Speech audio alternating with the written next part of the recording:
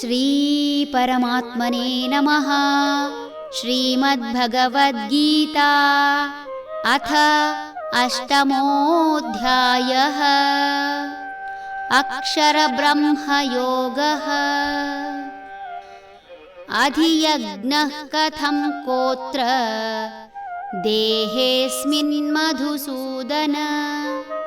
ಪ್ರಯಾಣಕಾಲೇ ಚ ಕಥಂ ಜ್ಞೇಯೋಸಿ ನಿಯತಾತ್ಮಭಿಃ.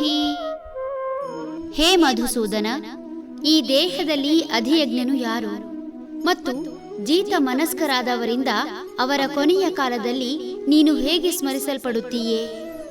ಅರ್ಜುನನ ಪ್ರಶ್ನೆ ಮುಂದುವರಿದಿದೆ. ಭಗವಂತನಿಗೆ ಇಲ್ಲಿ ಯಾವ ಪ್ರಶ್ನೆಯೂ ಬೇಕಾಗಿಲ್ಲ. ಆತ ಅರ್ಜುನನ ವರ್ತಮಾನದ ಅನುಮಾನ ಗುರುತಿಸಬಲ್ಲ. ಮೋಹದ ಪಾಶದಲ್ಲಿ ಬಂಧಿತನಾಗಿ ಯಾವುದು ಸರಿ ಯಾವುದು ತಪ್ಪು ಎಂಬುದನ್ನು ತಿಳಿಯಲು ಅಸಮರ್ಥನಾಗಿ ಗೊಂದಲದ ಗೂಡಾಗಿರುವ ಅರ್ಜುನನಿಗೆ ಅಥವಾ ಅರ್ಜುನನ ಮನಸ್ಥಿತಿಯಂತವರಿಗೆ ಸಮರ್ಪಕವಾದ ಉತ್ತರ ಪಡೆಯಲು ಪ್ರಶ್ನೆಯೂ ಅಷ್ಟೇ ಸಮರ್ಪಕವಾಗಿ ಇರಬೇಕಾಗುತ್ತದೆ. ಶ್ರೀ ಭಗವಾನುವಾಚ. ಅಕ್ಷರಂ ಬ್ರಹ್ಮ ಪರಮಂ ಸ್ವಭಾವೋಧ್ಯಾತ್ಮಮುಚ್ಯತೆ. ಭೂತಭಾವೋದ್ಭವಕರಃ ವಿಸರ್ಗಃ ಕರ್ಮ ಸಂಜ್ಞಿತಃ. ಶ್ರೀ ಭಗವಂತನು ಹೇಳಿದನು, ನಾಶರಹಿತವಾದದ್ದು ಪರಬ್ರಹ್ಮ, ಅದರ ಸ್ವಭಾವವೇ ಅಧ್ಯಾತ್ಮ. ಭೂತಕೋಟಿಗಳನ್ನು ಜೀವಿಗಳನ್ನು ಉತ್ಪನ್ನ ಮಾಡುವ ಸೃಷ್ಟಿ ವ್ಯಾಪಾರವೇ ಕರ್ಮವೆನಿಸುತ್ತದೆ. ಈ ಲೋಕದಲ್ಲಿ ಯಾವುದಕ್ಕೂ ನಾಶವಿಲ್ಲ ಎಂದರೆ ಆಶ್ಚರ್ಯವಾಗಬಹುದು.